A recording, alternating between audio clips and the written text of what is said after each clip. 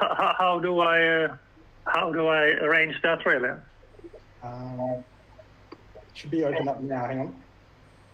So, is Todd called in via phone or is he called in via computer audio? Oh, phone.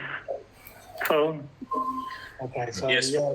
It's probably easier to call in using the computer audio link if possible, and that way you can see Matt's screen. All right. I'll leave it there.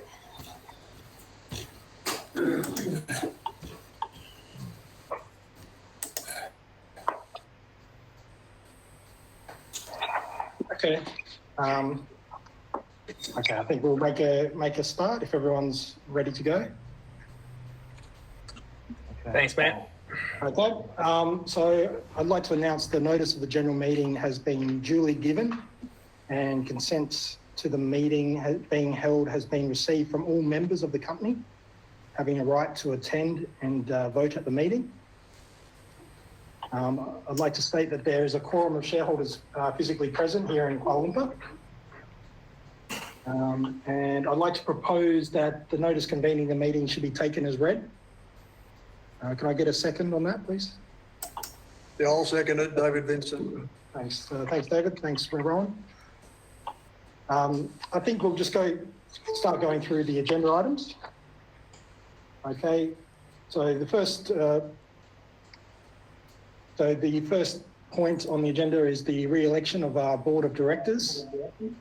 I propose the following resolutions and voting to be on proxies received and by a show of hands of the shareholders present. Can I get a second?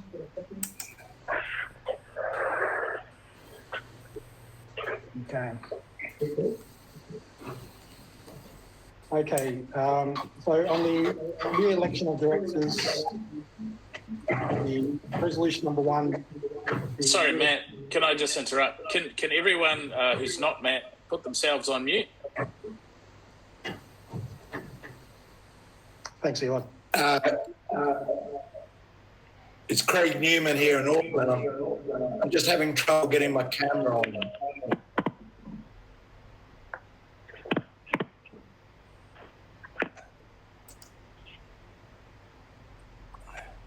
Okay, is every... Okay. Okay, so on that, we'll take it, the first resolution. Sorry, can people put their on mute?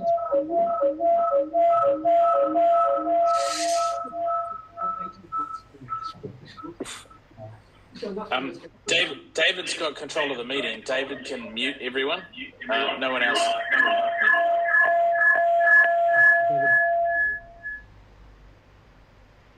Okay, thanks, David.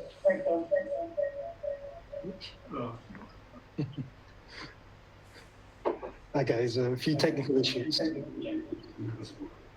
Yeah. Okay, so for the first resolution, the reappointment of myself, Enegra as director. With the shareholders present, can I get a show of hands for 4? Yes. Yeah, 6. Against? None. Abstain? 0. Obviously, proxies collected is 4. Against? 0. Abstentions? 0. So I take it to that I propose resolution is passed. Can I get a second? Thank you, Rowan. Yeah, I second it. Resolution number 2, the reappointment of Eli Weir as director. So from the floor, can I get a show of hands for? 4. Against? No? Point of order, I don't think you need to have a second and a thing for this. Yeah, okay. For this. Thanks, Rowan. Correct? So, am I right? I don't know the answer, sorry. I know. Okay, so that's, I propose that re-election of Eli Weir. Can I get a second? Yeah. Thanks, Ron. Okay. The reappointment of Jeremy Kuhn as director. Can I get a show of hands for? Yeah. Against? 0. Okay, so I propose resolution is passed. Can I get a second? Seconded. Mark you. Darris. Thanks, Mark. The reappointment of David Vincent. Can I get a show of hands on the floor? 4. And of the proxies, 73 for, none against, none abstained. I propose re-election of David Vincent. Can I get a second? Thank you, Rowan. And finally, reappointment of Anthony Stevenson from the floor. Can I have a show of hands for? Thank you. Proxies obviously 73 for, none against, none abstained. So I propose a motion for a re-election of Anthony Stevens is passed. Can I get a second? Yeah. Thank you, Rowan. Very enthusiastic. Very enthusiastic. Thank you. Okay, so resolutions have been passed. Reappointment of the current board. So thank you very much. Okay, so next point on the agenda is the approval of the EGX listing unlocking schedule. I'll take votes from the floor. Can I have a show of hands for? Thank you. There's questions about this later. Yes, yeah, we'll be opening the floor later. Yeah. Obviously, from proxy, 73 for, none against, none abstained. So I propose the resolution is passed. Can I get a second? Thank you, Ron. Okay, so now we'll just go through just the highlights of the Enegra accounts for end of year 31st of December 2020. So these are just a snapshot of what the highlights are. So the profit and loss shows a profit of US 5.28 billion. Balance sheet showing assets increasing from 27.9 to 33.3. And obviously resulting in an equity increase from 27.9 to 33.3. And I'll just go through a brief breakdown of the highlights and what's going on here. So for 2020, obviously the biggest asset on Enegra's balance sheet is the derivative financial asset. And as it's mark to market, it's based off the movements within coal price. So in 2020, we saw a significant increase in coal price,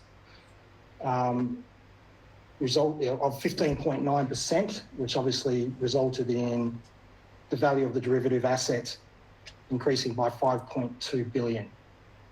So as under the accounting standard, that's put through profit and loss, which then flows through onto the balance sheet. So very similar to what we discussed at last year's AGM. The mark-to-market obviously sees large movements within the balance sheet itself. So any significant movement in coal prices, significant increase or decrease in the book value of the Enegra offtake agreement. Okay. As related to other expenses, not a huge amount to comment on there, obviously with the exception of an increase in staffing costs due to the board and additional employees, but obviously costs have been kept under control. Other expenses reduced significantly because in 2019, there was a significant amount of write-offs related to previous things booked on the balance sheet. Now that's been carried and cleared through. So we've seen a significant reduction in the expenses in 2020. Okay.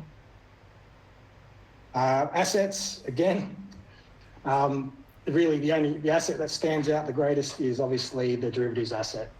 So this is the offtake that Enegra has entered into for the purchase of coal. So due to the increase in coal price, we've seen the asset increase from 27.9 in 2019 to 33.2 in 2020. So a significant increase due to the increase in coal price. Okay. And obviously this has resulted in a significant increase in the equity position of Enegra.